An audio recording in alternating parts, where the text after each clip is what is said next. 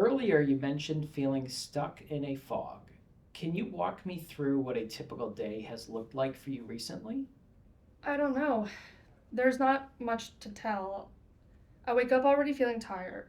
Everything feels like a huge effort. So I just don't do it. I end up on the couch, scrolling, and then I just feel guilty for doing nothing. It's a cycle, I guess. It's a very common cycle. When our mind is low, our instinct is to withdraw. But that withdrawal cuts us off from positive experiences, which makes our mood even lower. It's a classic downward spiral. So, how do I get out of it? I can't just force myself to feel better. You're right, you can't. And that's the key. We're going to stop trying to wait for motivation to show up. Instead, we're going to let the behavior come first, and the motivation can catch up later. The tool for this is called behavioral activation. Behavioral activation? It's simpler than it sounds. Think of it like a car with a dead battery on a cold morning. You could sit in the driver's seat waiting for it to start, but it won't. You need a jump start. Behavioral activation is our way of jump starting your engine. We're going to reintroduce positive experiences back into your life, even when you don't feel like it, to break that cycle. The goal isn't to feel like doing something, the goal is just to do it. But what things? Nothing comes to mind. That's okay. What about things that would give you a small sense of accomplishment if they were done, or something that used to be enjoyable? Well, I used to like to play tennis, and I would play it every day after work.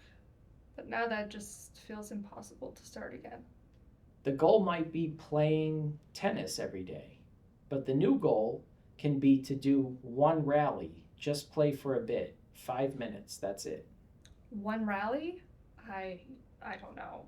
I don't I don't think I'll even enjoy it. I used to love it, but now it just feels like another chore. That's a completely normal fear, and you might be right. The enjoyment might not be there at first.